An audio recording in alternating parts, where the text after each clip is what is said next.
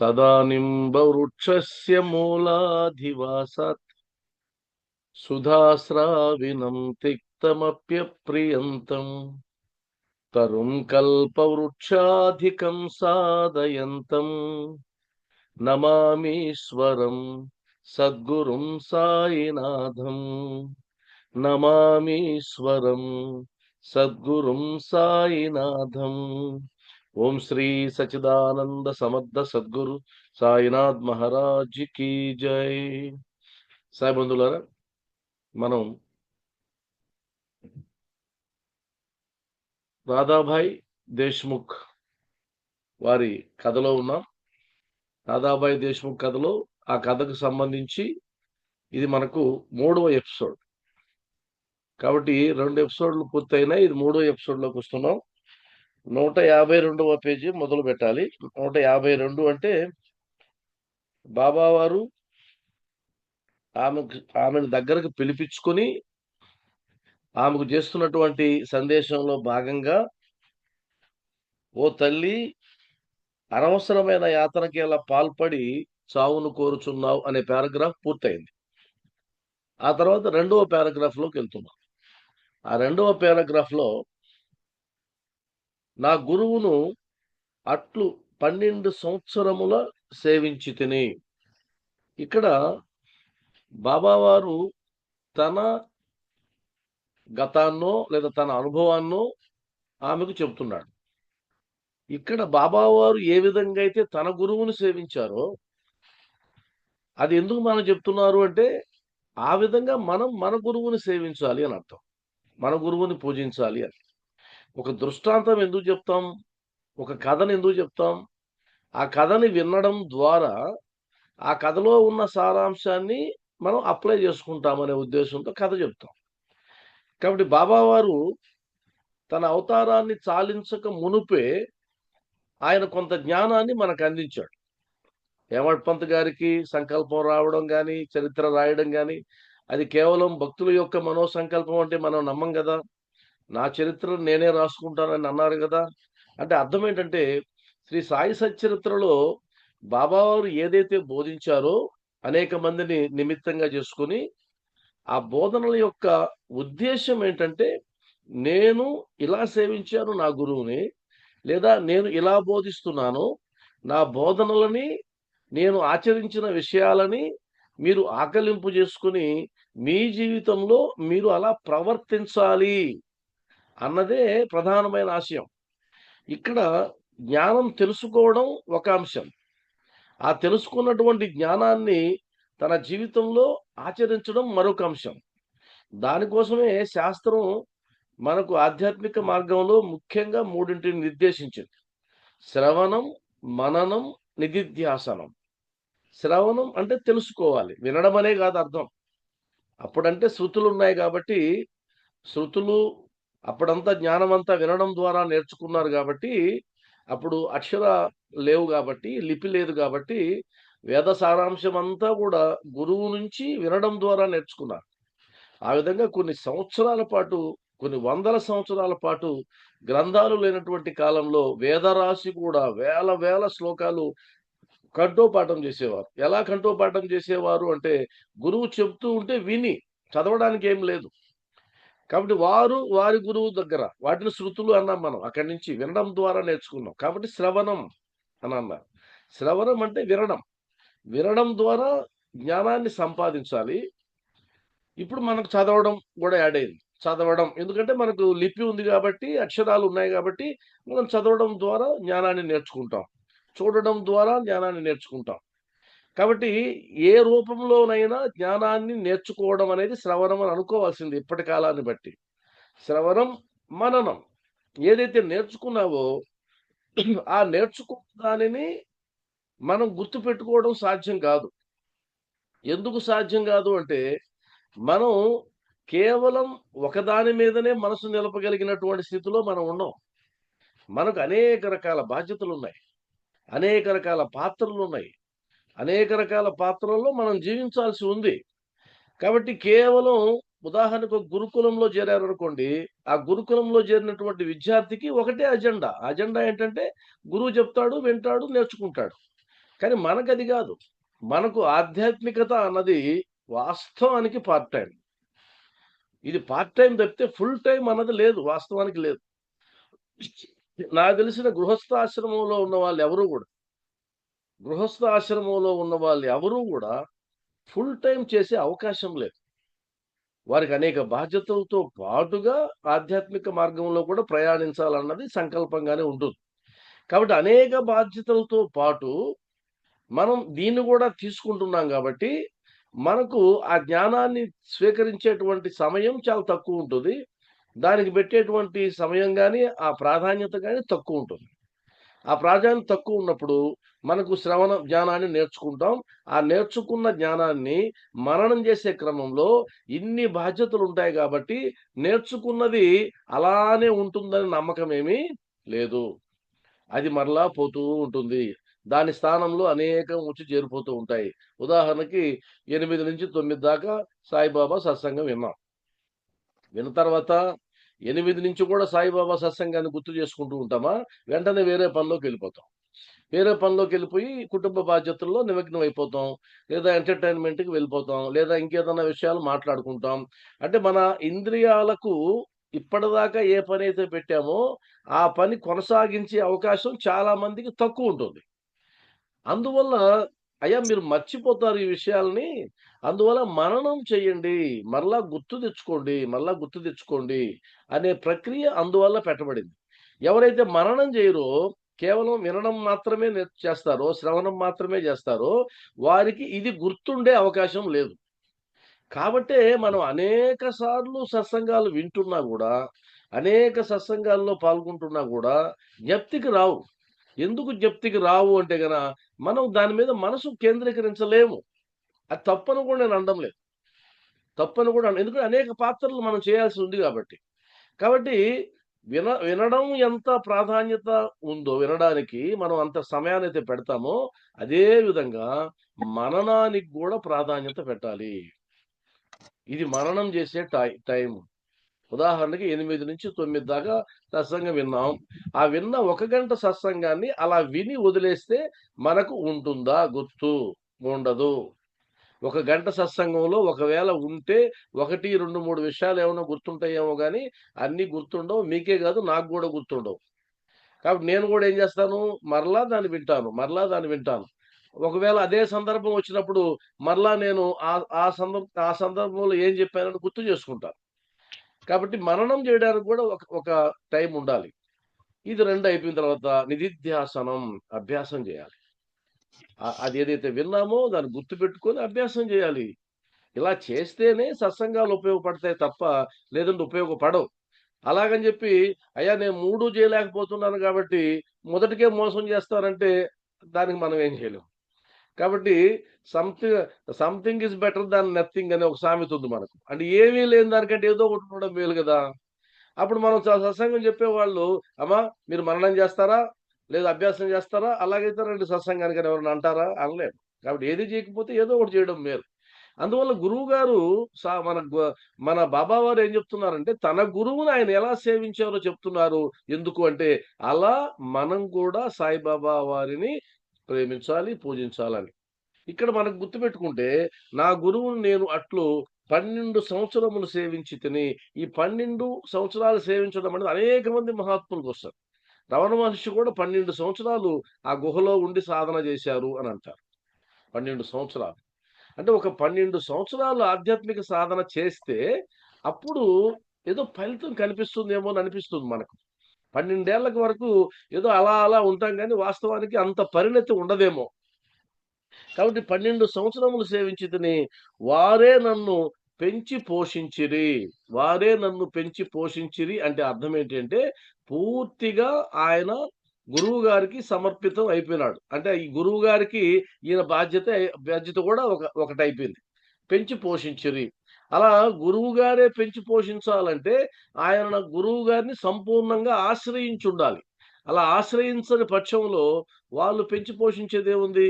వాస్తవానికి ఒక స్కూల్‌లో మనం చేర్చామనుకోండి. వాడు ఉదయాన్నే ఎళ్లి సాయంత్రానికొస్తే వాడు ఈ మాట అనలేడు. అయ్యా మొత్తం అంతా అక్కడేనండి జరుగుతుంది. లేదు, అది రెసిడెన్షియల్ స్కూల్‌లో ఉన్నవాడు అంటాడు. అంతా ఆహారం అంతా అక్కడేనండి, మొత్తం ఆ పిల్లాడంతా ఆడే ఉంటాడు అని. అంటే పెంచి పోషించడం అంటే పూర్తి బాధ్యత గురువు గారే తీసుకున్నారు. ఈయనకంటూ ప్రత్యేకమైనటువంటి బాధ్యత ఏమీ లేదు.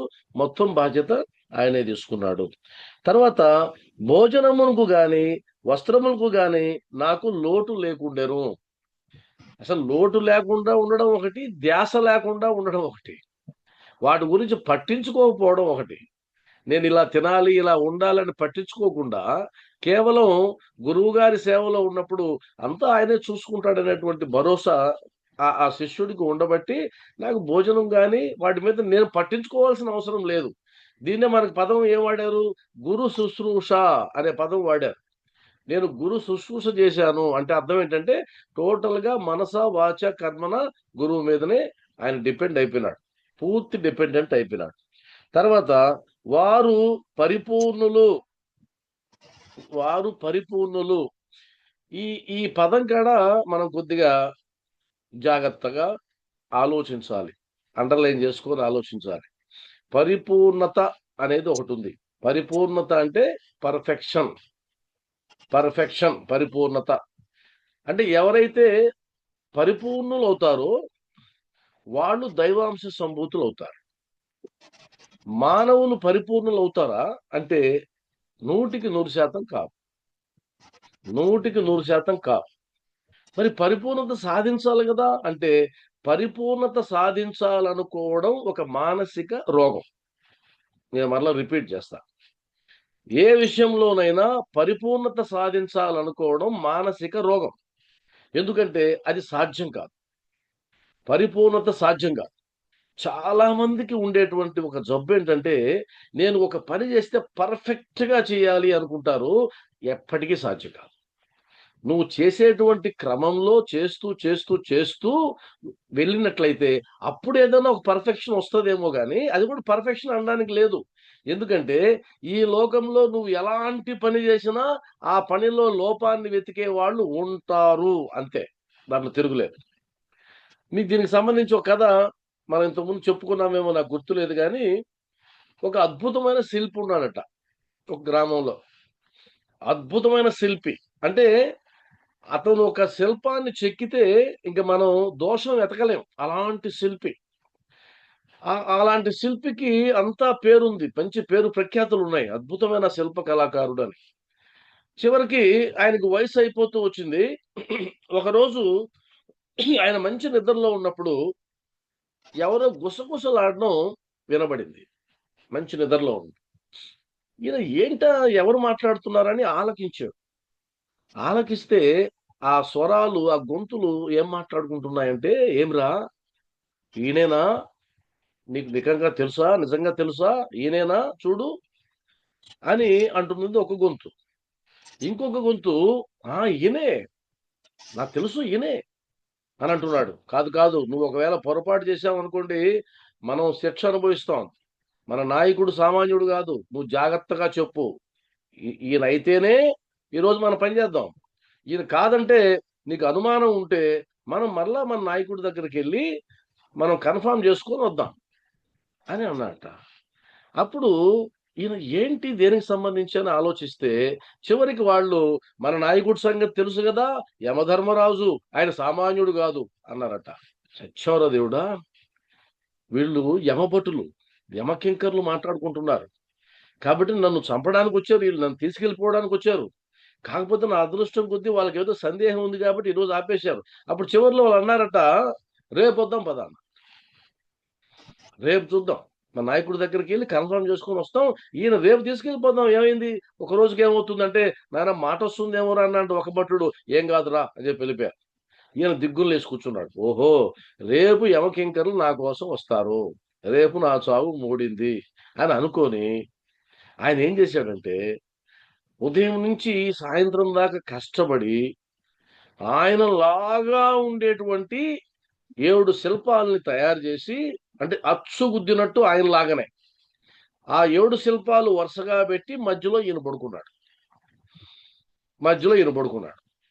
అప్పుడు మళ్ళా పక్క రోజు రాత్రి భటులు వచ్చారు. ఏమరా ఈయన ఈ అడ్రస్సే ఈ ఇంట్లో నుంచే ఈయన మనం రాత్రి నిద్రలోనే తీసుకెళ్ళిపోవాలా అని కిటికీలోకి వచ్చి తొంగి చూశారంట యమభట్లు. చూస్తే ఆశ్చర్యపోతే 8 మంది ఉన్నారు. ఇదేంటి ఒక్కడే కదా నువ్వు తప్పు చేసావు, మళ్ళా 8 మంది ఉన్నారు, ఒకే రకంగా ఉన్నారు, ఏం తేడా లేదు అంటే, అరే అరే ఇది మనకు కుదరదు, ఇంకా మనం నాయకుడికి చెప్దామని నాయకుడి దగ్గరికి వెళ్ళారు. ఈ మాటలన్నీ విన్నాడు. విన్న తర్వాత అబ్బా మోసం చేసామరా మనం, మన కళ అంటే అంత పర్ఫెక్ట్ గా ఉంటది, యమభటులు కూడా కనుక్కోలేకపోయినారు అని చెప్పి సంబరపడిపోయాడు. ఆ తర్వాత పక్క రోజు వాళ్ళు తీసుకొచ్చారు. ఆ పక్కన అప్పుడే తీసుకొచ్చారు యమధర్మరాజుని. వాళ్ళు సంకల్పం చేస్తే వచ్చేస్తాడు కదా.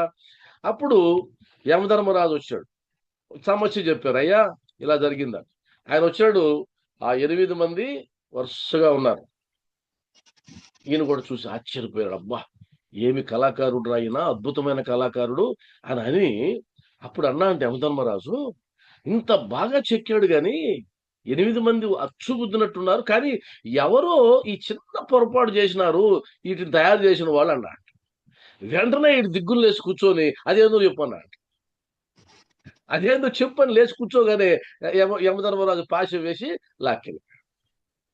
ఇది అద్భుతమైన కథ. పర్ఫెక్షన్ కి ఎక్కడ పర్ఫెక్షన్ అనేది ఉండదు, ఇది మీరు గుర్తుపెట్టుకోవాలి. కాబట్టి ఒక పని చేసేటప్పుడు పర్ఫెక్షన్ చేసుకుంటే మీకు మానసికంగా రుగ్మత వచ్చేస్తుంది. కొంతమంది చూడండి, వంటింట్లో తోమిన అంట్లే తోముతుంటారు, కడిగిన గ్లాసులే కడుగుతుంటారు, చిమ్మిన కాడే చిమ్ముతుంటారు. వాళ్ళు ఏమనుకుంటారంటే నేను శుభ్రంగా ఉండాలని. కాదు, జబ్బది, అది మానసిక రోగం. మన సాయి బంధువుకి ఒక ఆమెకి ఈ రోగం ఉంటే ఆ రోగం పోగొట్టడానికి నాకు ఎన్ని ఎన్ని నెలలు పట్టిందో. ఆమెకి ఇదే జబ్బు.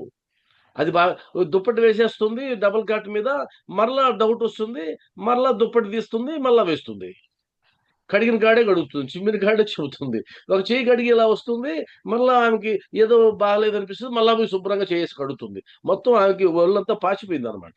ఇది ఒక జబ్బు. కాబట్టి ఈ పర్ఫెక్షన్ అన్నది గుర్తుపెట్టుకోండి. నాకు ఈ జబ్బు మొదట్లో ఉన్నది, నేను తగ్గించుకుంటూ వచ్చా, నాకు కూడా ఉన్నది.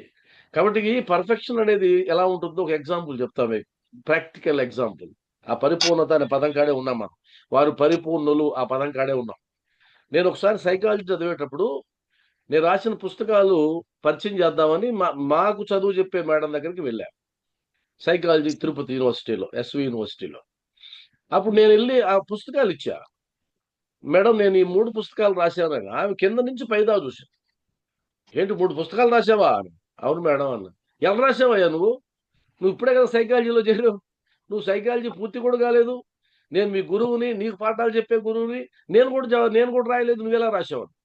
మేడం మీరెందుకు రాయలేదో నాకు తెలియదు అన్న. ఆమె అన్నది, అయ్యా సైకాలజీని మనం ఒక పట్టుబట్టి అందులో పరిపూర్ణత సాధించిన తర్వాత రాయాలా అన్న. మేడం ఇంకెంత సర్వీస్ ఉంది మీకు అన్న. ఈ 1 ఇయరే రిటైర్ అయిపోతాను. మరి ఇన్ని సంవత్సరాలు మీరు చేశారు కదా, ఏం పరిపూర్ణత సాధించారు అని నవ్వుతూ అన్నా. ఆమెకు అర్థమైపోయింది. అంటే నువ్వు ఇంకొక సంవత్సరం కూడా ఏమీ చేయలేవు. 34 ఏళ్ళు చేయలేని దానివి ఇంకో సంవత్సరంలో చేస్తావా? అది పరిపూర్ణత వల్ల జబ్బు. కాబట్టి పరిపూర్ణత సాధించారు ఎవరైనా అంటే గనక వాళ్ళు దైవాంశ సంభూతులే. కాబట్టి వారు పరిపూర్ణులు అంటే వారు సామాన్యులు కాదు, వారు అక్షరాల దైవాంశ సంభూతులు అన్నటువంటి ఒక సర్టిఫికేట్ ని బాబా వారు ఇస్తున్నారు. వారు ప్రేమావతారం అని చెప్పవచ్చును. వారు ప్రేమావతారం.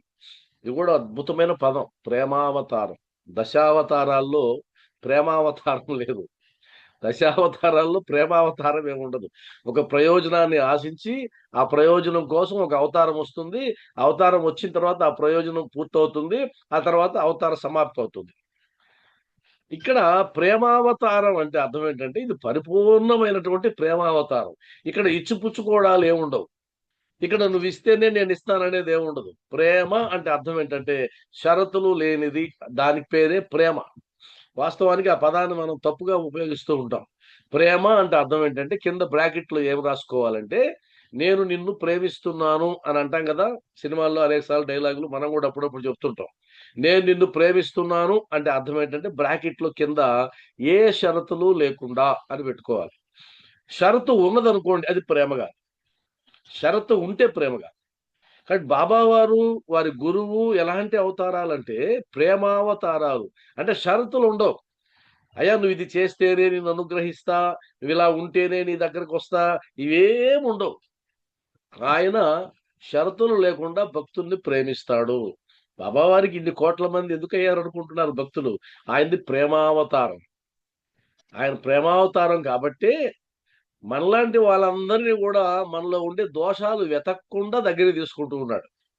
ఒకవేళ ఆయన మనలో ఉండే దోషాలు వెతకగలిగితే గనక, వెతకాలని తీర్మానించుకుంటే గనక ఆయన ముందు మనం ఎవరో నిలబడలేం. వాస్తవానికి బాబా ముందే కాదు, ఏ భగవంతుని ముందు కూడా నిలబడలేం. కానీ భగవంతుని యొక్క గొప్పతనం ఏంటంటే తన బిడ్డల యొక్క లోటుపాటుల్ని కడుపులో దాచుకుంటారు. అది భగవంతుడి యొక్క గొప్పతనం. కాబట్టి వారు భగవత్ స్వరూపాలైన భక్తులు తప్పులు చేస్తూ ఉంటారు. భక్తుల్లో పర్ఫెక్ట్ భక్తులు ఎక్కడి నుంచి వస్తారు? ఎక్కడో అవకాశమే లేదు. పర్ఫెక్ట్ భక్తులు అనేది ఏముండదు. కానీ మనం తప్పులు చేస్తూ ఉంటాం. అనేక తప్పులు చేస్తూ ఉంటాం. వారు ప్రేమతో మనల్ని ఆదరిస్తూ, ఆదరిస్తూ ఉంటారు. కాకపోతే ఆ తప్పులు శృతి మించిపోయినప్పుడు, ఆ తప్పులు సమాజానికి కంటకంగా మారినప్పుడు, ఆ తప్పులు వ్యవస్థను చిన్నాభిన్నం చేస్తున్నప్పుడు, అంటే ఏ ఉద్దేశం ఎ ఎ ఎవరి తప్పులైతే సుజనుల్ని ఇబ్బంది పెడతాయో పరిత్రాణాయ సాధూనాం వినాశాయ చదుష్కృతాం ధర్మ సంస్థాపనార్థాయ సంభవామి యుగే యుగే. అంటే వాళ్ళ పనులు తప్పుల వల్ల సుజనులకు ఇబ్బంది కలుగుతూ ఉంటే, ధర్మం దారి తప్పుతూ ఉంటే అప్పుడు మాత్రమే శిక్షించడానికి అవతరిస్తాడు తప్ప మిగిలిన సందర్భాల్లో ప్రేమావతారమే. కాబట్టి మన అదృష్టం కొద్దీ షిరిడీ సాయినాథుడు ప్రేమావతారుడు. కాబట్టే తనను విమర్శించే వాళ్ళను కూడా ఆయన ఉదాసీనంగా వదిలేస్తాడు. మనమే ఊరేగిపోతాం గానీ, పెట్టిరేగిపోతాం గానీ, మనం తట్టుకోలేం. మా బాబాని ఇలా అంటామా? అంటావా? నీకెన్ని గుండెకాయలు అని మనం ఎగరతాం గానీ, ఆయన పట్టించుకోడు. ఎందుకంటే ప్రేమావతారం. ప్రేమావతారం అలానే ఉంటది. కాబట్టి ఈ ప్రేమ అంటే షరతులు లేనిది అని గుర్తుపెట్టుకోండి. ఈ సందర్భం వచ్చింది కాబట్టి చెప్తున్నా.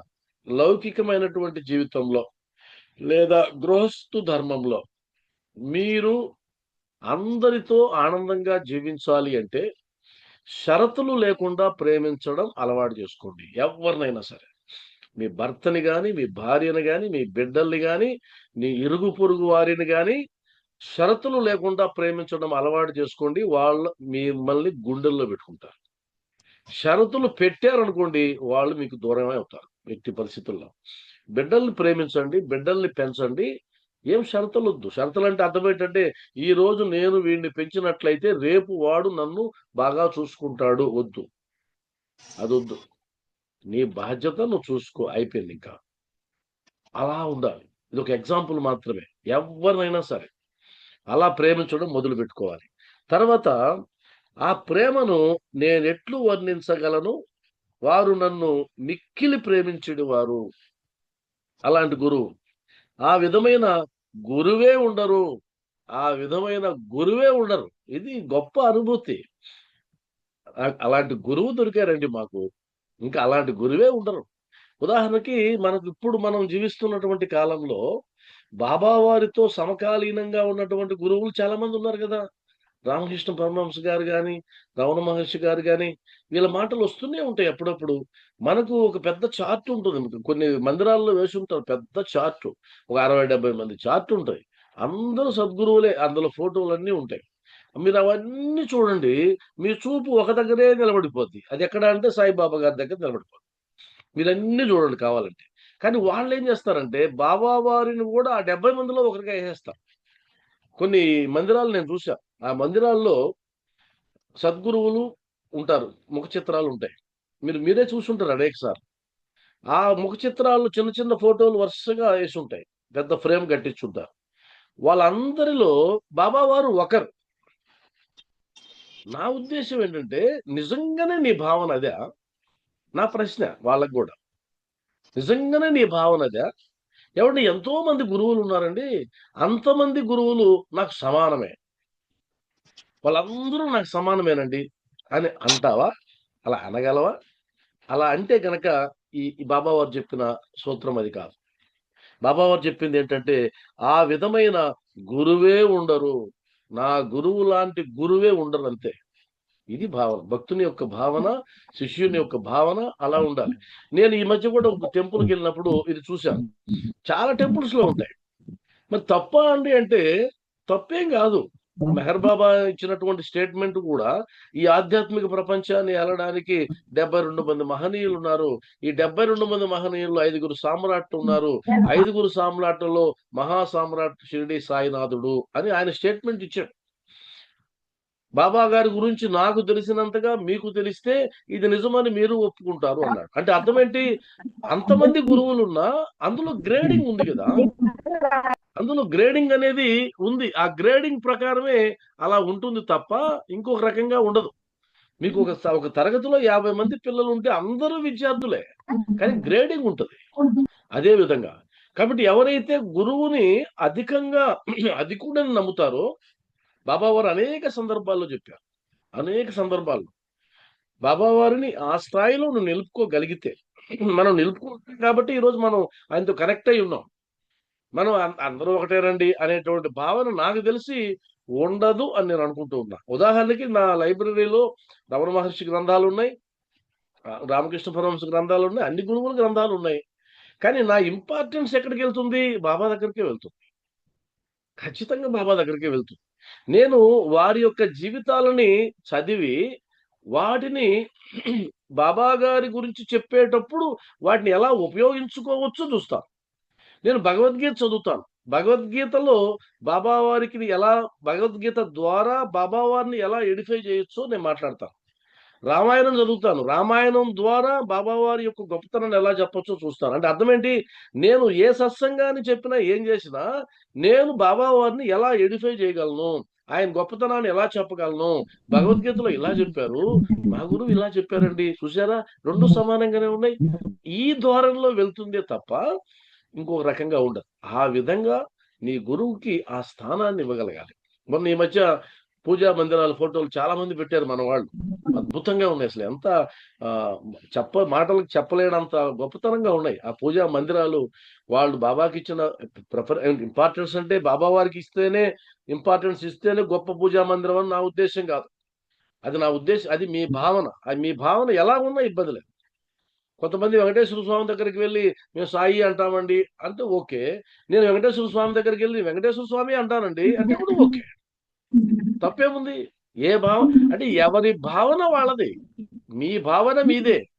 ఈ భావన గొప్పదని గాని, ఈ భావన తక్కువని గాని ఆధ్యాత్మికతలో చెప్పడానికి వీల్లేదు. అలా చెప్పే సాహసం కూడా ఎవరు చేయకూడదు కూడా.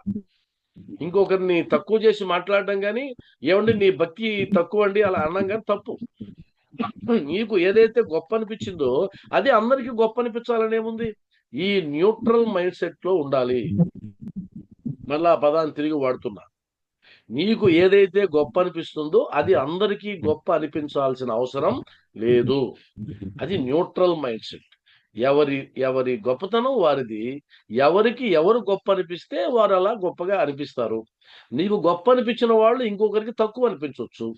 ఇంకొకరికి తక్కువ అనిపించిన వాళ్ళు నీకు గొప్ప అనిపించవచ్చు. అదేముంది? ఈరోజు నేను ఒక స్కూల్కి వెళ్ళాను. నేను 10th క్లాస్ డ్యూటీ వేశారు. ఈరోజు ఇన్విజిలేషన్ డ్యూటీ. ఇన్విజిలేషన్ డ్యూటీకి మేము 7 మంది టీచర్లు వెళ్ళాం. 2 ఆఫీసర్లు ఉంటారు. మొత్తం 9 మంది స్టాఫ్. ఆ తర్వాత అక్కడ ఒక వాచ్మెన్, అక్కడ ఒక ఆయమ్మ, ఇద్దరు ఏ ఏ నర్సుకు సంబంధించిన వాళ్ళు, ఇద్దరు కానిస్టేబుల్. ఇది మా ప్యాటర్న్. మీరు నమ్ముతారో లేదో, నన్ను ఎక్కువసేపు ఆలోచింపజేసిన వ్యక్తి ఎవరో తెలుసా? ఎక్కువసేపు అదే ఆలోచన చేసిన వ్యక్తి ఆ స్కూల్లో ఉన్నటువంటి వాచ్మెన్. వాచ్మెన్ నేను ఒకవేళ ముందెళ్ళిపోయా ఈరోజు. ముందెళ్తే ఆయన ఒక్కడే ఉన్నాడు. ఆయనతో పిచ్చాపాటి నాకు ఎవరు దొరికితే వాళ్ళతో మాట్లాడుతూ ఉంటా. ఎందుకంటే ఆ వ్యక్తి నుంచి చాలా నేర్చుకోవచ్చు అనేది నా భావన. ఎవరు మాట్లాడినా, ఎవరు కల్పించినా మాట్లాడతాను. ఊరికే అలా కూర్చోను. ఆయన పేరు నరసింహులు. ఇప్పుడు నారాయణ రెడ్డిపేట హై స్కూల్లో వాచ్మెన్ గా ఉన్నాడు. ఇప్పుడు పనిచేస్తున్నాడు. ఆయనకి 80 ఏళ్ళు దాటే. ఆయనతో 10 నిమిషాలు మాట్లాడితే ఎంత ఇన్స్పిరేషన్ ఇచ్చాడంటే నాకు. రేపు ఆయన మీద ఆయన ఫోటో తీసుకొని వీడియో కూడా పెడతా. ఆయన సింపుల్ లైఫ్, చాలా సింపుల్ లైఫ్. ఆయన చెప్పిన ఒక 10 నిమిషాల మాటల్లో గొప్ప జీవిత సత్యాలు చెప్పాడు. తర్వాత అక్కడ తర్వాత మిగతా వాళ్ళకు కూడా చెప్పా, ఏఎన్ఎంలో వాళ్ళు ఖాళీగా కూర్చుంటే, అమ్మ ఖాళీగా ఎందుకు కూర్చుంటారు, ఆయనతో మాట్లాడండి, మీకు గొప్ప జీవిత సత్యాలు చెప్తాడని చెప్పా. వాళ్ళు నవ్వుకున్నారు, ఇది కామెడీ చేస్తున్నాడు. అది కామెడీ కాదు, అలాంటి గొప్ప విషయం నేను మళ్ళీ ఇంకొక సందర్భంలో చెప్తాను. కాబట్టి ఒకరికి తక్కువ అనిపించిన వాడు నీకు ఎక్కువ. నాకు ఆయన వాచ్మెన్ కదా, ఆయనతో ఏదో మాట్లాడితే అందరూ అనుకున్నారు, నాకు ఆ వాచ్మెనే గొప్పగా అనిపించాడు. మరి నాకు గొప్ప అనిపించినంత మాత్రాన మిగతా అందరికీ గొప్ప అనిపించాలని రూల్ ఏముంది? నేను ఇది ఎందుకు చెప్తున్నా అంటే, పదే పదే ఎందుకు చెప్తున్నానంటే, తటస్థ వైఖరి అనేది అద్భుతమైనటువంటి మనస్తత్వం. తటస్థ వైఖరి అంటే అర్థం ఏంటి అంటే, ఎవరికి నచ్చింది వారికి నచ్చుతుంది, నాకు నచ్చింది అందరికి నచ్చాల్సిన పని లేదు. ఇలా ఆలోచించండి, కుటుంబంలో చాలా గొడవలు పోతాయి, చాలా గొడవలు పోతాయి, చాలా అద్భుతమైన గొడవలు అన్నీ పోతాయి. ఇప్పుడు భార్య, మీ హస్బెండ్ తీసుకెళ్ళాడు అనుకోండి, హస్బెండ్ తీసుకెళ్ళినప్పుడు ఈ చీర బాగుందా అని అడిగారు అనుకోండి, ఎచ్చి పెట్టాడా చీర, ఏం బా చీర అన్నాం అనుకోండి, ఏమవుతుంది? ఆమెకేమో ఆ చీర నచ్చింది, నీకేమో ఈ చీర నచ్చలా. నువ్వు డబ్బులు ఇస్తున్నావు కాబట్టి నేను చెప్పిన చీరే కొనుక్కో అంటే, చీరేమో కొనుక్కుంటుంది కానీ మనసులో ఆ బాధ అలానే ఉంటుంది. కాబట్టి ఈ తటస్థ వైఖరి, నీకు నచ్చిందా, సూపర్ గా ఉంది, తీసుకో, అయిపోయింది, సమస్య సాల్వ్. అలా కాదు, నేను చెప్పిందే తీసుకో, అయిపోయింది. వాళ్ళిద్దరి మధ్యలో గొడవలే. ఇంకా ఆ విధంగా కొట్టుకు తెచ్చేవాళ్ళు ఎంతమంది ఉన్నారో, భార్యాభర్తలు కొట్టుకొని తెచ్చేవాళ్ళు. తటస్థ వైఖరి, గుర్తుపెట్టుకోండి, ఈ పదాన్ని బాగా గుర్తుపెట్టుకోండి. కాబట్టి ఆ విధమైన గురువే ఉండరు. నిరంతరం ధ్యానంలో ఉన్న వారిని తదేకముగా చూచుచుండెడు వాడను. నిరంతర ధ్యానంలో ఉన్న ఆ గురువుని ఈయన తదేకముగా చూస్తూ ఉండేవాడు. భ్రమర కీటక న్యాయం, ఇది వస్తుంది. ఆ వాక్యాల అర్థం ఏంటంటే, భ్రమర కీటక న్యాయం అంటే, ఒక కీటకం తుమ్మెదని అదే పనిగా చూస్తూ చూస్తూ చూస్తూ ఒక తుమ్మెదగా ఎలా మారిపోతుందో, ధ్యాన స్థితిలో ఉన్నటువంటి గురువు గారిని అలా చూస్తూ చూస్తూ చూస్తూ శిష్యుడు కూడా గురువు కింద మారిపోతాడు. భగవత్ స్వరూపాన్ని తదేకంగా చూస్తూ చూస్తూ ఆయన గురించి ఆలోచిస్తూ ఆయన గురించే మాట్లాడుతూ ఉంటే నువ్వు కూడా భగవత్ స్వరూపం అయిపోతావు. అది అహం బ్రహ్మస్మి, నేనే దేవుణ్ణి అని ఎప్పుడు వస్తుందంటే, ఆ భావన రావడానికి కారణం ఏంటంటే, 24 గంటలు ఆయనే ఆయనే ఆయనే, ఇంకొకటి లేకపోతే అది రాకేమొస్తుంది? ఖచ్చితంగా అదే వస్తుంది, అది గుర్తుపెట్టుకోండి. కాబట్టి తదేకముగా చూచుచుండెడు వాడను, మేమిద్దరము ఆనందంలో మునిగిడి వారము. గురువు శిష్యుడు ఇద్దరు ఆనందంలో మునిగిడి వారం. రాత్రింబవళ్ళు నిద్రాహారములు లేక నేను వారి వైపు దృష్టి నిగిడ్చితిని. రాత్రింబవళ్ళు నిద్రాహారములు లేక అంటే, ఇవి అతిశయోక్తి అలంకారాలండి, అలా పట్టుకోకూడదు. అతిశయోక్తి అలంకారాలు రచనలో ఒక భాగంగా ఉంటాయి. అంటే బాబావారు రాత్రింబవళ్ళు నిద్రాహారాలు మానేసి ఆయన చూస్తూనే ఉన్నారా అంటే, దాని ఉద్దేశం అది అయి ఉండకపోవచ్చు. అంటే తదేకంగా 24 గంటలు మీ గురించి ఆలోచిస్తున్నానండి అంటారు అనుకోండి ఎవరన్నా, దాని అర్థం 24 గంటలు ఆలోచిస్తున్నారని కాదు, అంత ఎక్కువగా ఆలోచిస్తున్నానని అర్థం. అంతేగాని వీటిని పట్టుకొని మనం అలా సాధన చెయ్యాలేమో అని అనుకొని పొరపాటు పడాల్సిన అవసరం లేదు. అంటే ప్రాధాన్యత ఆయనకి ఇస్తున్నావు అని అర్థం. ఆయనకి ఉదాహరణకి మనందరినీ సాయి భక్తులు అంటారు, సాయి భక్తులు అని పిలిచారు అనుకోండి, దాని అర్థం 24 గంటలు 24/7 సాయి గురించి ఆలోచిస్తుంటాం మనం, కాదు కదా. ప్రాధాన్యత ఆయనకి ఇస్తాం. ఆ ప్రాధాన్యతను బట్టి మనకు ఆ పేరు వచ్చింది, సాయి భక్తులు అనేటువంటి పేరు. కాబట్టి నిద్రాహారములు మాని లేక నేను వారి వైపు దృష్టి నిగిడ్చితిని, వారిని చూడనిచో నాకు శాంతి లేకుండెను. ఇది అద్భుతమైన పదం, ఇది అద్భుతమైన పదం. వారిని చూడనిచో నాకు శాంతి లేకుండెను అంటే, ఎవరు గుర్తుకు రాకపోతే నీ మనసు అశాంతికి గురవుతుందో వారు నీ భగవంతుడు లేదా నువ్వు నమ్ముకున్నటువంటి వ్యక్తి. ఎవరు గుర్తుకు రాకపోతే, ఎవరిని చూడలేకపోతే, నేను ఒకసారి ఈ సందర్భం గుర్తొచ్చింది కాబట్టి చెప్తున్నా. టౌన్ హాల్లో, నెల్లూరులో ఉండే టౌన్ హాల్లో అమ్మ పాట పాడా, కొత్తగా పరిచయం అవడం పాడా. అమ్మ పాట పాడితే మీకు తెలుసు, ఏడుపు వస్తుంది, ఎవరికైనా ఏడుపు వస్తుంది. నేను దాదాపు ఏడుస్తూ ఉంటా, అందరూ ఏడిపిస్తూ ఉంటా. ఇది నా జీవిత లక్ష్యం, ఏడవడం ఏడిపించడం అమ్మ పాట పాడడం ద్వారా. అక్కడ అందరూ ఏడుస్తున్నారు, అంటే కన్నీళ్ళు పెట్టుకుంటున్నారు. ఒక టీచర్ మాత్రం ఎక్కి ఎక్కి ఏడుస్తున్నాడు. అది కొద్దిగా వెరైటీగా అనిపించింది నాకు. బాషా గారు, ఆయన పేరు కాదర్ బాషా గారు, ఎక్కి ఎక్కి ఏడుస్తున్నాడు. నేను విడిచిపెట్టలా. అంతా అయిన తర్వాత ఎవరు ఇద్దరు ముగ్గురు వచ్చి మాట్లాడారు. చాలా అద్భుతమైన పాట అండి, చాలా మా అమ్మ గుర్తొచ్చింది అది ఇది. నేను మాత్రం ఆయన్ని పైకి పిలిచా స్టేజ్ మీదకి. ఏమండి, అందరూ బాధపడుతున్నారు, మీరు మాత్రం గుక్క తిప్పుకోకుండా ఏడుస్తున్నారు, ఎక్కి ఎక్కి ఏడుస్తున్నారు, ఏంటి, ఎందుకు అలా అనిపించింది మీకు అని అన్నా. అప్పుడు ఆయన చెప్పినటువంటి మాట అద్భుతమైన మాట, ఇప్పటికీ మర్చిపోలే. హలో అమ్మా, ఎవరో మ్యూట్ లో పెట్టండి అమ్మా, మ్యూట్ లోకి వెళ్ళండి. అయ్యో,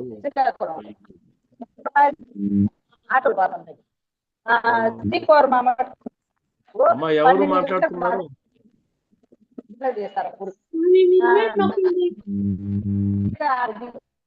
ఓకే. నాకు ఇక్కడే స్క్రీన్ సరిగా కనిపించడం వాళ్ళే నేను తీసేసాను, అందరికి మ్యూట్ చేసేసాను. ఎవరన్నా మాట్లాడాలనుకుంటే అన్మ్యూట్ చేసుకొని మాట్లాడు. ఓకే. అప్పుడు ఆయన చెప్పిన సమాధానం ఏంటంటే, సార్ మీరు అమ్మ పాట పాడుతుంటే వాళ్ళందరికీ వాళ్ళ అమ్మ గుర్తొచ్చింది, కానీ మా అమ్మ ఎలా ఉంటుందో నాకు తెలియదు సార్. నేను పుట్టినప్పుడే మా అమ్మ చనిపోయింది, నన్ను ప్రసవిస్తూనే మా అమ్మ చనిపోయిందట. కాబట్టి మా అమ్మ ఎలా ఉంటుందో తెలియదు, తెలియని అమ్మని గుర్తు చేశారు మీరు. మా అమ్మ రూపం నాకు కనిపించినందుకు ఏడుపొచ్చింది, తట్టుకోలేని బాధ సార్ అని అన్నాడు. నిజంగా అద్భుతం.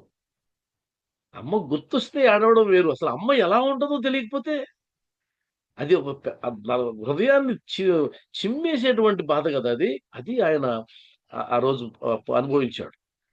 అలా ఒక రూపం గుర్తుకొచ్చినప్పుడు ఆ రూపాన్ని చూడకపోతే నేను ఉండలేను అంటే అది ఎంత అద్భుతమైన భావన. అది బాబావారు తన గురువు పట్ల ప్రకటించాడు. ఆయన్ని చూడకుండా ఉండలేకపోయాడు. అంటే వారిని చూడనిచో నాకు శాంతి లేకుండెను. మనం ఆ విధంగా బాబాని ప్రేమిస్తున్నామా లేదా అన్నది ఎవరికి వాళ్ళు చెక్ చేసుకోవాలి. ఎవరికి వాళ్ళు. మనం ఆ స్థాయిలో బాబా వారిని ప్రేమిస్తున్నామా? ప్రేమించగలమా? ప్రేమించే అవకాశం ఉందా? ఈ ప్రశ్నలన్నీ ఎవరికి వాళ్ళు వేసుకోవాలి. అవకాశం ఉంటే గనక ప్రేమిద్దాం. అవకాశం ఉంటే గనక ప్రేమిద్దాం. అవకాశం లేదు అంటే మనం ఏం చేయలేము ఇంకా. ప్రేమించడానికి అవకాశం ఉంది. దీనికి ఒక అద్భుతమైన అభ్యాసం ఉంది. సందర్భం వచ్చినప్పుడు చెప్తా. అంటే మీరు ఏ పనిలో ఉన్నా కూడా బాబా వారి రూపం మీ కళ్ళ ముందు కనిపించేలాగా ఒక అభ్యాసం ఉంది. అది మాకైతే అదృష్టం కొద్దీ సైకాలజీలో మాకు నేర్పిస్తారు. సైకాలజీతో పాటు మేము ఇంకో కోర్సు కూడా చేశాను హైదరాబాద్‌లో. ఆ కోర్సు పేరు ఎన్ఎల్‌పి అంటారు. ఎన్ఎల్‌పి అంటే న్యూరో లింగ్విస్టిక్ ప్రోగ్రామింగ్. అది నేను చదివినటువంటి ఇంకో చదువు. ఈ న్యూరో లింగ్విస్టిక్ ప్రోగ్రామ్ అనేటువంటి దాని ద్వారా మీరు ఎన్ని పనులు చేస్తూ ఉన్నా సరే మీకు బాబా వారు గుర్తొచ్చేలాగా ప్రాక్టీస్ చేయొచ్చు. అది నేను చేశాను. అది వర్కౌట్ అవుతుంది ఎవరికైనా సరే. అది ఇంకేదైనా ఒక సందర్భం వచ్చినప్పుడు విత్ పవర్ పాయింట్ ప్రజెంటేషన్ చేయగలిగే సందర్భం వచ్చినప్పుడు నేను చెప్పడానికి ప్రయత్నం చేస్తా.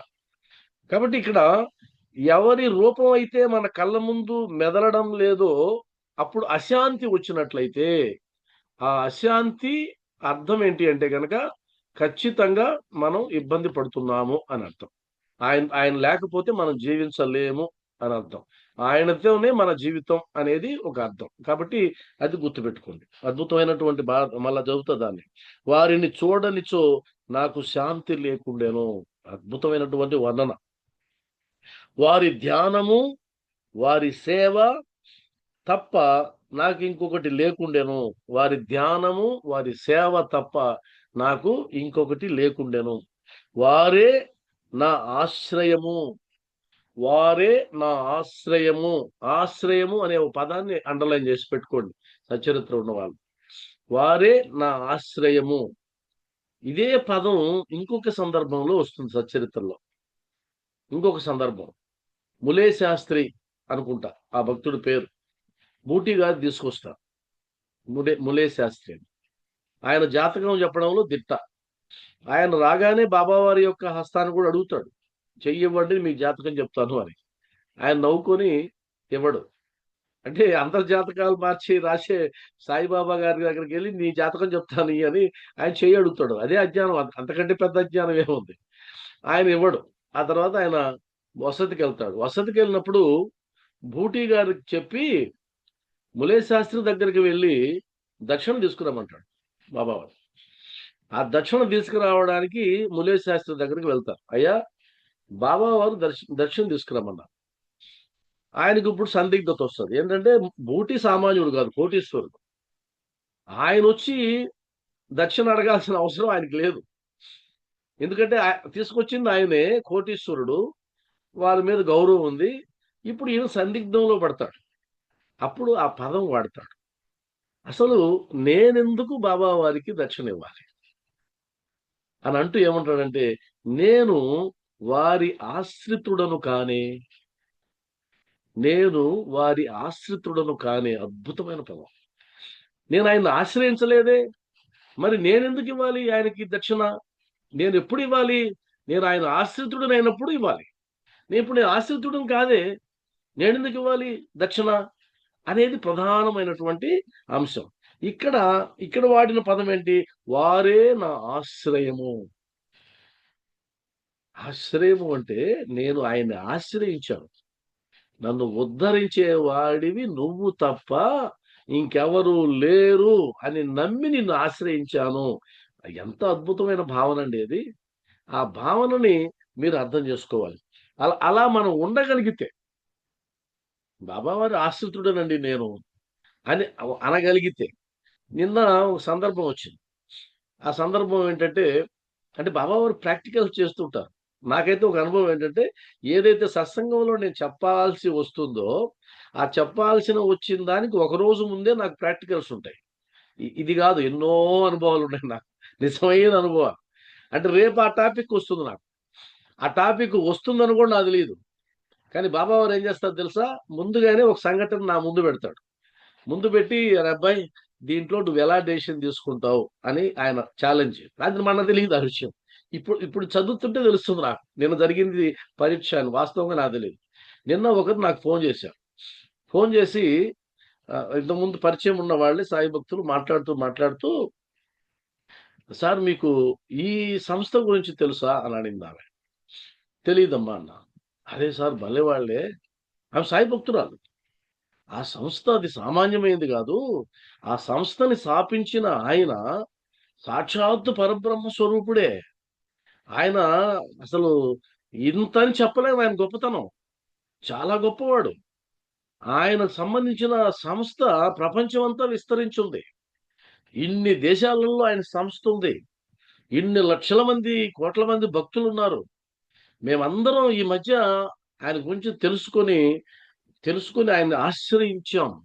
ఆశ్రయించాం.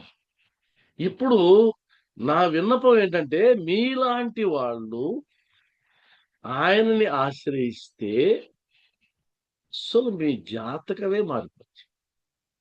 మిమ్మల్ని ఎక్కడికెక్కడికో తీసుకెళ్తారు సత్సంగాలు చెప్పడానికి. మేమిప్పుడు మాకసలు మీరు అంత మాట్లాడలేకపోయినా మమ్మల్ని తీసుకెళ్తున్నారు. కాబట్టి మీరు దాని గురించి వినాలి. అది నా అభ్యర్థన. మీరు ఎప్పుడు సమయం ఇస్తే నేనప్పుడు వస్తాను. నెల్లూరుకొచ్చి మీతో మాట్లాడతాను. అప్పుడు నేను వాడిన పదం, నేను వారి ఆశ్రితుడను కానే.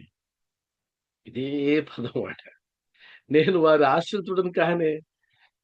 నాకు అవసరం లేదు. ఆయన ఎంత గొప్పవాడైనా గానియండి, ఆయన ప్రపంచంలో ఎన్ని సంస్థలైనా ఉండనియండి, ఆయన బోధించేటువంటి జ్ఞానం పరమ ఉత్కృష్టమైనటువంటి జ్ఞానం అయి ఉండనియండి, నాకు అవసరం లేదు. ఎందుకంటే నా గురువు బోధించిందే నాకు ఉపయోగపడేటువంటి జ్ఞానం. అది ఎలా అండి? ఎందుకంటే నాకు ఎలాంటి జ్ఞానం బోధిస్తే నేను బాగుపడతానో, మెరుగుపడతానో, నా గురువుకు తెలిసినంతగా మరొకరికి తెలిసే అవకాశం లేదు. ఎందుకంటే ఇది రుణానుబంధం రూపేణా వచ్చినటువంటి బంధం. సాయిబాబాతో నా బంధం ఏదో గుడికెళ్తేనో, షిరిడీకెళ్తేనో, ఇంకొకరు పరిచయం చేస్తేనో వచ్చినటువంటి బంధం కాదు ఇది. రుణానుబంధ రూపేణా వచ్చినటువంటి బంధం. రుణానుబంధం అంటే అర్థం ఏంటి? జన్మ జన్మలుగా నేను ఆయన్ని ఫాలో అవుతున్నాను. ఆయన్ని ఆశ్రయిస్తూ వస్తున్నాను. ఆయన నన్ను అనుగ్రహిస్తూ వస్తున్నాడు. కాబట్టి ఆయన ఆశ్రితుడను నేను. నాకు ఇంకొకరితో అవసరం లేదు అని నిక్కచ్చిగా చెప్తే ఆమె అన్నది, సార్ ఇంత కఠినంగా మారిపోయారేంటి అన్న. ఇంత ఇంత కఠినంగా మారిపోయారేంటి అంటే నేనన్నాను, కఠినంగా కాదు, చాలా సున్నితంగా మారిపోయినాను అన్న. ఆమెకు కొద్దిగా త వీడికి తలతో ఈ పిచ్చిగాని పట్టిందేమో కృష్ణ సార్‌కి అనుకుంటుంది ఆమె. అంటే కఠినంగా మారలా, సున్నితంగా మారా. ఎందుకంటే నా గురువు కాకుండా ఇంకొకరిని ఆశ్రయించమంటే తట్టుకోలేనటువంటి సున్నితత్వం అది. అది కఠినత్వం ఎలా అవుతది? అది సున్నితత్వం. కాబట్టి ఇలా ఉంటది. ఇప్పుడు గూడా నేను ఒక హైదరాబాద్ నుంచి మీకు ఒక ఎగ్జాంపుల్ చెప్తా. ఆమె వరంగల్‌లో ఉన్నది. ఆ భక్తురాలు. వరంగల్ నుంచి ఎప్పుడో నా నంబర్ కనెక్ట్ అయితే నాకు ఫోను చేసింది. ఫోను చేసి ఫోను చేసినప్పటి నుంచి ఏడుపే. ఆమె ఎన్ని సార్లు నాకు ఫోను చేస్తే 3 నెలల పాటు ఏడుస్తూనే నాకు ఫోను చేసేది. ఏడుస్తూనే నాతో మాట్లాడేది. నేను ఆమెకు చాలా హెల్ప్ చేశా. అంటే మానసికంగా ఒక్క పైసా ఆమె కాడ నుంచి తీసుకోకుండా. ఎందుకంటే సైకాలజిస్టుల ప్రొఫెషన్ మీకు తెలుసు. మామూలు డాక్టర్ల ఫీజుల కంటే ఎక్కువుంటాయి మాయి. ఒక్క పైసా తీసుకోకుండా ఆమెకు నేను సర్వీస్ ఇచ్చా. మొత్తానికి ఆమె ఉన్నటువంటి మానసిక స్థితిలోంచి బయటపడేశా. బయటపడేసి చుట్టూ అప్పులున్నా, లక్షల రూపాయల అప్పులు, సామాన్యమైన అప్పులు కాదు. నేను ఫిగర్ చెప్పడంలే. భరించలేని అప్పుల్లో ఉన్నా, భర్త ఇబ్బందుల్లో ఉన్నా, కుటుంబం అంతా చిన్నాభిన్నం అయిపోయినా, నా మాటల వల్ల ఆమె నిలబడింది. ఆమె రికార్డ్ కూడా నా దగ్గరుంది.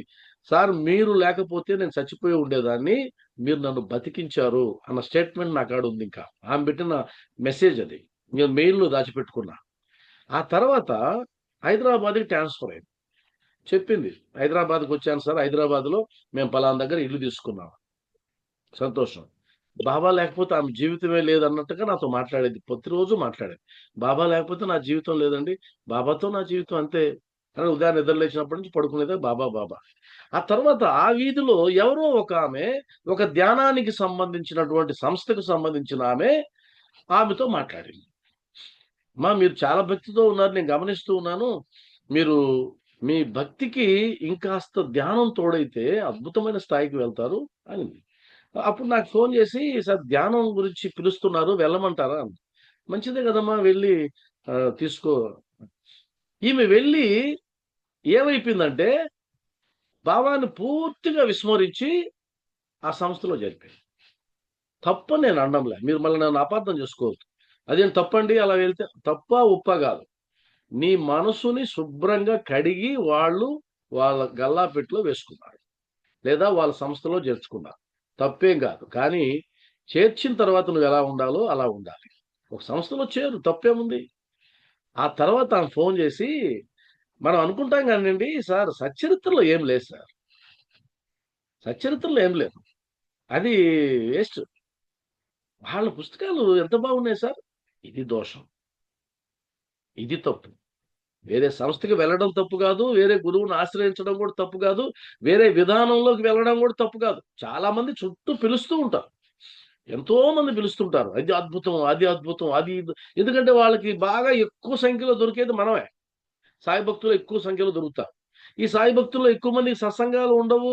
ఈ మందిరాలు, పూజలు, వ్రతాలు, అన్నదానాలే తప్ప జ్ఞానానికి సంబంధించి అటాచ్‌మెంట్ ఉండదు గాబట్టి లాక్కెళ్ళిపోతారు. ఇది ఈజీ అన్నమాట. ఆ తర్వాత ఆమె బాబాకి శాశ్వతంగా దూరమైపోయింది. ఆ తర్వాత ఎన్నో సార్లు నాతో మాట్లాడాలని ట్రై చేసింది. నాకు బుక్స్ పంపించింది నెల్లూరుకి. దాదాపు 300 పుస్తకాలు పంపించింది. నాకు చెప్పకుండా పంపించేసి ఆమె వెంటనే మెసేజ్ పెట్టి, "సార్ మీ అడ్రెస్‌కి నేను 300 పుస్తకాలు పంపించాను. మీరేదో కళ్యాణం పెట్టుకున్నారు గదా! ఆ కళ్యాణానికి వచ్చిన వాళ్ళకి పంచండి" అని వచ్చేసాయి పుస్తకాలు. నేను మరలా 300 పుస్తకాలకి, మరలా ఒక సచ్చరిత్ర, మళ్ళా నేను రాసిన సాయిబాబా పుస్తకాలు కలిపి మరలా పోస్ట్ చేశాను. అమ్మా ఇక్కడ పంచను గాని మీరే పంచి, ఆ పంచేటప్పుడు ఈ 2 గూడా ఎవరికైనా ఇవ్వండి అని జెప్పా. అంతే నాతో మాట్లాడడం మానేసి పూర్తిగా. ఆశ్రయించడం అన్న పదానికి అర్థం తెలుసుకొని మనం ముందుకెళ్ళాలి. మనం ఆశ్రితులమైతే ఎలా ఉండాలో, ఏ క్వాలిటీస్‌తో ఉండాలో, ఆ క్వాలిటీస్‌తో మనం ఉండాలి. అంతేగాని నాకు ఇప్పుడు ఇది నచ్చిందండి, రేపు అది నచ్చిందని నచ్చితే వెళ్ళు. కానీ అంతకుముందు ఎవరైతే నీకు ఊతమిచ్చారో, నీకు అనుగ్రహాన్ని ఇచ్చారో, ఎవరైతే నిన్ను కాపాడారో, కనిపెట్టుకుని ఉన్నారో వాళ్ళని తక్కువ చేసి చూడొద్దు. తక్కువగా మాట్లాడొద్దు. అలా చేయడం నా తప్పు కాదు, తప్పది. కాబట్టి వారే నా ఆశ్రయం అనే పదం కాడ ఈ గొడవ అంతా వచ్చింది. గుర్తుపెట్టుకోండి. నా మనస్సు ఎల్లప్పుడూ వారి యందే నాటుకొని ఉండేది. ఇదే వారడిగిన దక్షిణలో ఒక పైసా సబూరి. ఒక పైసా ఫుల్ స్టాప్. వారు అడిగిన ఒక పైసా. ఒక పైసా అంటే శ్రద్ధ. శ్రద్ధ అంటే మనకు లౌకికమైనటువంటి మీనింగ్ ఏమొస్తుందంటే, శ్రద్ధకి సంబంధించి అరే ఈ పని శ్రద్ధగా చేయరా అనే కాడ మనం ఇరుక్కుపోతాం. చాలాసార్లు శ్రద్ధగా చేయంటే ఇంట్రెస్ట్‌గా చెయ్యి, ఏకాగ్రతతో చెయ్యి అనేది మనకు శ్రద్ధ అనే పదానికి సామాన్యంగా తీసుకునే అర్థం. కానీ వాస్తవానికి శ్రద్ధ అంటే విశ్వాసం. శ్రద్ధ, సబూరి అంటే శ్రద్ధ అంటే విశ్వాసం. విశ్వాసము అంటే అర్థం ఏంటి అంటే నమ్మిక. అది కూడా ఆ అరమరికతో ఉండే నమ్మకం కాదు. అరమరికతో ఉండే నమ్మకం కాదు. ఉదాహరణకి మీరు ఒక రోగం కోసం ఒక వైద్యుడిని సంప్రదించిన తర్వాత, ఆయన నీకు ఆపరేషన్ చేయాలని నిర్ణయించిన తర్వాత, నీకు ఆపరేషన్ చెయ్యడానికి ఆయన అనుకున్నప్పుడు మనకొక పదం ఉంది. ఆ పదం ఏంటి చెప్తారా ఎవరైనా? అయ్యా నాకు డాక్టర్ ఆపరేషన్ చేయాలనుకున్నాడు అన్నప్పుడు ఒక పదాన్ని వాడుతాం. దాని పేరు second second opinion. Opinion. Very good. Second opinion అంటారు. అంటే సెకండ్ ఒపీనియన్ అంటే ఇంకొక డాక్టర్‌ని కలిసి, అయ్యా ఇది ఇలా అన్నారండి మా డాక్టరు, ఇది కరెక్టేనా? లేదా ఇంకేదన్నా ఆప్షన్ ఉందా? అని అడగడం సెకండ్ ఒపీనియన్. తీసుకోవచ్చు, తప్పులేదు. కానీ ఫిక్స్ అయిన తర్వాత ఆయన ఆపరేషన్ చేసే క్రమంలో, ఆపరేషన్ మొదలైన తర్వాత డాక్టర్ గారు కాసేపు ఆగండి. నేను ఇప్పుడు సెకండ్ ఒపీనియన్ తీసుకుంటానని ఏ ఒక్క రోగి అని అంటాడా? అనడు. అప్పుడు సెకండ్ ఒపీనియన్ తీసుకుంటే చస్తాం. కాబట్టి సెకండ్ ఒపీనియన్ ఎప్పుడు ఆశ్రయించక ముందే తీసుకో. అంటే కార్యక్రమం జరగకముందే తీసుకో. నీకు అవకాశం ఉంది. కానీ ఒక్కసారి బాబా వారే నా దేవుడు, బాబానే నా సర్వస్వం అని నువ్వు అన్న తర్వాత, మనసా వాచా కర్మణ నమ్మిన తర్వాత ఇంక సెకండ్ ఒపీనియన్ అవసరమేముంది? ఎప్పుడు వస్తుందంటే నమ్మకం లేనప్పుడే సెకండ్ ఒపీనియన్. అంటే ఏ డాక్టర్‌నైనా ఎందుకు అడుగుతాం? ఈయన చెప్పిన దాంట్లో ఏదైనా లోపం ఉందా? ఆయన ఒకవేళ లేదండి దీనికెందుకు ఆపరేషన్ అన్నాడనుకోండి, అరెరే! వీడేంది ఆపరేషన్ అన్నాడే దొంగ. ఈ డాక్టర్ చెప్తున్నాడు ఆపరేషన్ అవసరం లేదని అని అంటాం. మరలా వీడి మీద కూడా డౌట్ ఉండి మళ్ళా ఇంకోరి దగ్గరికి వెళ్తాం. అప్పుడు మనకు భగవద్గీతలో ఒక వాక్యం గుర్తు రావాలి. ఆ వాక్యం ఏంటి? భగవద్గీతలో ఒక వాక్యం గుర్తు రావాలి. ఇదంతా తతంగం జరుగుతూ ఉంటే. ఆ వాక్యమే సంశయాత్మ వినశ్యతి. సంశయించేవాడికి మంచి జరిగే అవకాశం లేదు. సంశయించు ముందు. నమ్మకం వచ్చిన తర్వాత ఆ నమ్మకం మీదనే ఉండిపో. అందులోంచి జారిపోవాలని మాత్రం మీరెప్పుడు కూడా ప్రయత్నించొద్దు అని చెప్పడం. తర్వాత సబూరి అంటే సంతోష స్థైర్యములతో కూడిన ఊరిమి. రెండో పైసా గురించి కూడా చెప్తున్నారు. సబూరి అనున్నది రెండవ పైసా.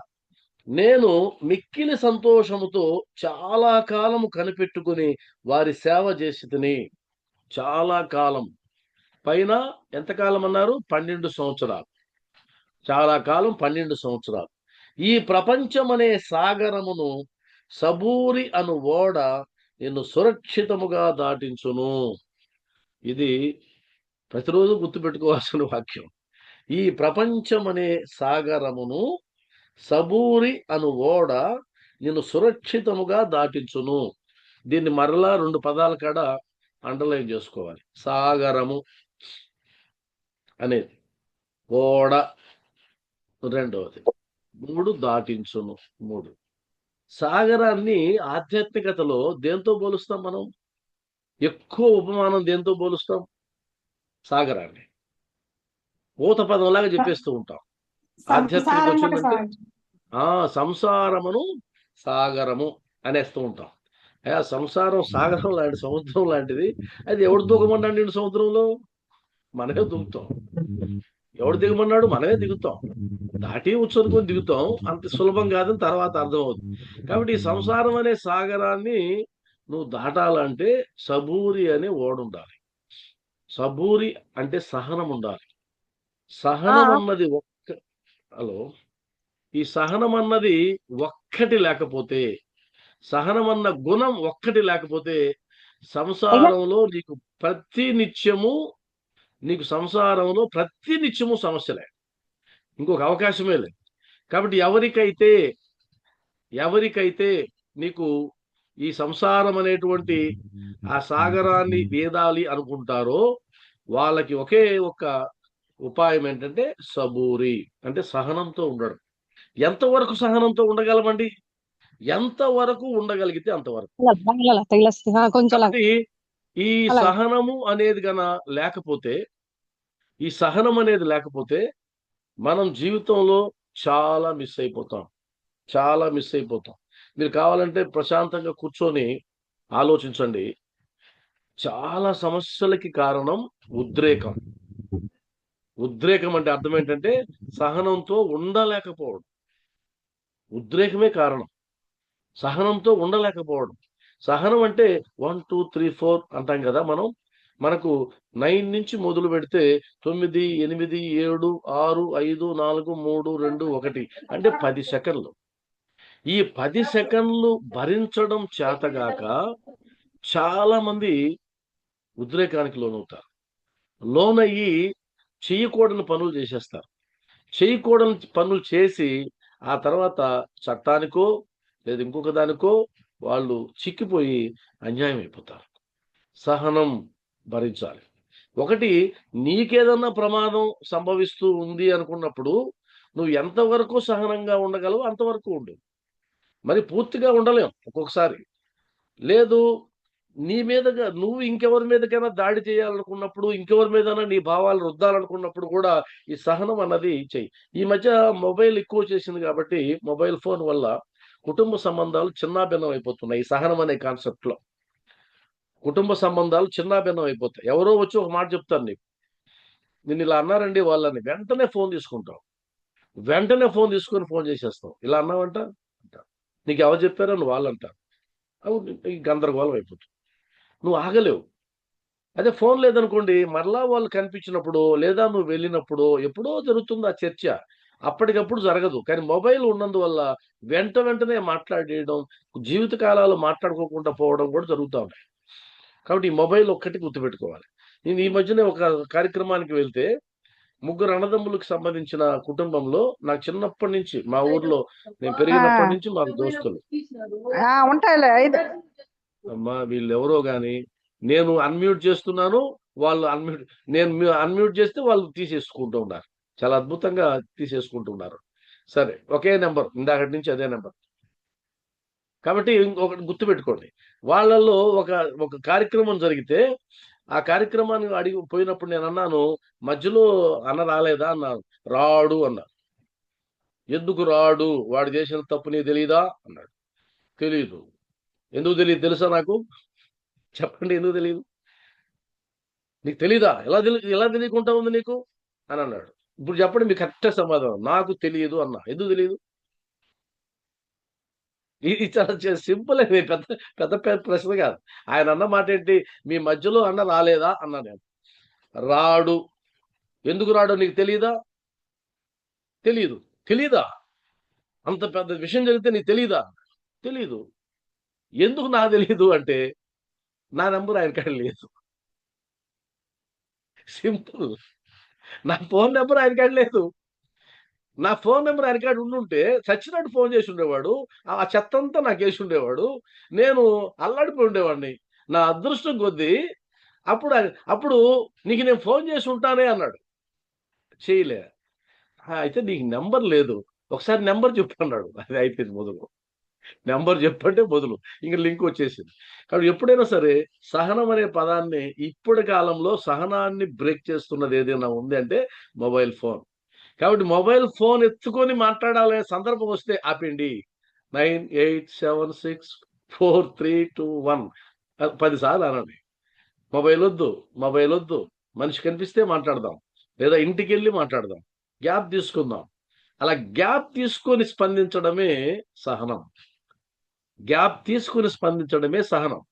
మీరు మరలా గుర్తుపెట్టుకుంటే, ఒక సంఘటన జరిగినప్పుడు, దానికి నువ్వు స్పందించాల్సి వచ్చినప్పుడు, ఆ మధ్యలో ఒక 10 సెకన్ల గ్యాప్ తీసుకుంటే దాని పేరే సహనం. ఆ 10 సెకన్ల సహనం నీ జీవితాన్ని మార్చి పడేస్తది. ఆ 10 సెకన్ల ఉద్రేకం నీ జీవితాన్ని కూడా మార్చి పడేస్తది. కాబట్టి సహనము, ఉద్రేకము ఈ 2 పదాలు మనం గుర్తుపెట్టుకున్నట్లయితే ఎవరికైతే సహనం ఉండదో వాళ్ళు ఉద్రేకానికి లోనవుతారు. వాళ్ళు జీవితంలో అడుగడుగునా కష్టాలు, అవమానాలు, సామాజికంగా ఒకరికొకరు విరోధాలు ఇవన్నీ గూడా పుట్టుకొనొస్తాయి. కాబట్టి సాయి బంధువులారా సహనం కాడ ఆపాం మనం. మరలా ఇంకొక ఈసారి సత్సంగంలో అక్కడి నుంచి కంటిన్యూ చేస్తాం. ఒకసారి అందరూ గూడా ఆహ్, వీడియోలోకి రండి దయచేసి.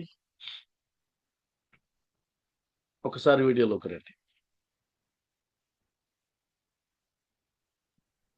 దాదాపు అందరూ రండి.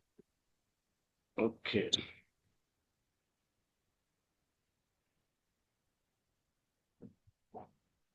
ఓకే. ఇప్పుడు మనం నిన్న జరిగిన సత్సంగానికి సంబంధించి గూడా కొంతమంది ఫీడ్‌బ్యాక్ ఇచ్చారు. నేను పెట్టాను మన ఆన్‌లైన్‌లో. ఆన్‌లైన్ సత్సంగంలో. అలాంటి ఫీడ్‌బ్యాకులు నేను కోరుకుంటూ ఉన్నా మీ దగ్గర నుంచి. ఒక సత్సంగం అయినప్పుడు ఈ ఫీడ్‌బ్యాక్ అంటే అర్థం పొగడ్తలు గాదు. ఇది ఇలా ఉంది, ఇలా ఉంటే బావుంటుంది. లేదా మనం వెళ్తున్న మార్గం కరెక్ట్‌గానే ఉంది. ఇలానే వెళ్దాం. ఇలా అంటే వ్యక్తిని పొగడడం ఫీడ్‌బ్యాక్ కాదు. సబ్జెక్ట్‌కి సంబంధించిన ఫీడ్‌బ్యాక్. నేను మళ్ళా చెప్తున్నా, మిమ్మల్ని అడిగే ఫీడ్‌బ్యాక్ వ్యక్తికి సంబంధించింది గాదు. మీరు చాలా బాగా చెప్తున్నారండి. ఇయ్యొద్దు. ఈటి వల్ల మనం చెడిపోతాం తప్పితే బాగుపడం. వ్యక్తిని పొగిడితే చెడిపోతారు. గుర్తుపెట్టుకోండి మళ్ళా సందర్భం వచ్చింది కాబట్టి. విషయాన్ని పొగిడితే మనకు ఉపయోగపడుతుంది. విషయాన్ని పొగడాలి. వ్యక్తిని పొగడకూడదు. వ్యక్తిని పొగిడితే మనం ద్రోహం చేస్తున్నట్టు అర్థం. మరలా గుర్తుపెట్టుకోండి. వ్యక్తిని పొగిడితే ద్రోహం చేస్తున్నట్టు. మీరు అద్భుతంగా సత్సంగాలు చెప్తారండి అంటే కాస్త కొమ్ము మొలుస్తుంది ఒక్కరా ఇక్కడ. ఆ కొమ్ము ఎక్కడి దాకా దారి తీస్తుందో కూడా తెలీదు. కొమ్ములొద్దు మనకు. మనం సాయిబాబా ముందు తలకాయ ఉంచుకున్న వాళ్ళం. మనకెందుకు కొమ్ములు? మనం తలకాయ ఉంచుంటాం కాబట్టి కొమ్ములొస్తే ఆయనకు గుచ్చుకుంటాయి. మనం కొమ్ములొస్తే ఆయనకు గుచ్చుకుంటాయి. కాబట్టి కొమ్ములొద్దు. మనకి చెవులు చాలు. చెవులు చాలు. కాబట్టి నాకు గావాల్సిన ఫీడ్‌బ్యాక్ ఏంటంటే మనం మాట్లాడుకున్న సబ్జెక్ట్ ఇలా ఉంది. ఈ సబ్జెక్ట్‌ని ఇలా తీసుకెళ్తే బాగుంటుంది. లేదా సబ్జెక్ట్‌ని కంటిన్యూ చేస్తే బాగుంటుంది. ఇది. నేను ఒక ఫీడ్‌బ్యాక్ ఎందుకు పెట్టానంటే టీవీ సత్యనారాయణ గారు పెట్టినటువంటిది ఎందుకు పెట్టాను అంటే అది ఆ కాన్సెప్ట్‌లో ఉంది. సార్ నిన్న మన మహిళలు ఆరోగ్యం గురించి మాట్లాడుకున్నాం.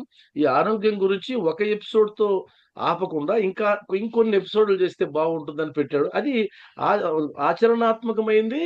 మనకు ఉపయోగపడేటువంటి ఫీడ్‌బ్యాక్. అలాంటి ఫీడ్‌బ్యాక్‌లు ఇస్తూ ఉండండి. మంచిది. మన అభిప్రాయాలను షేర్ చేసుకోవడం అనేది లేకపోతే, అతి సమీప కాలంలో మీరు ఈ గ్రూప్‌లోంచి వెళ్ళిపోతారు. మళ్ళా రిపీట్ చేస్తున్నా. మీ అభిప్రాయాల్ని పంచుకోవడం మానేస్తూ ఉంటే, అతి సమీప కాలంలో ఈ గ్రూప్‌లోంచి మీరు వాష్ ఔట్ అయిపోతారు. ఎందుకంటే మీకు ఉండాలనిపించదు. కాబట్టి ఎవరైతే తమ అభిప్రాయాల్ని రోజు నైట్ చెప్పుకోగలరో అంతా జాగారమా? ఆ! జాగారం మాకు. ఓకే. కాబట్టి అభిప్రాయాలను చెప్పుకోవడానికి ప్రయత్నం చేయండి దయచేసి. అభిప్రాయాలు చెప్పుకోవడానికి మీరు ప్రయత్నం చేయండి. చెప్తూ ఉండండి. వాట్సాప్ ద్వారా నా నంబర్ ఉంది కాబట్టి వాట్సాప్‌లో పెట్టండి.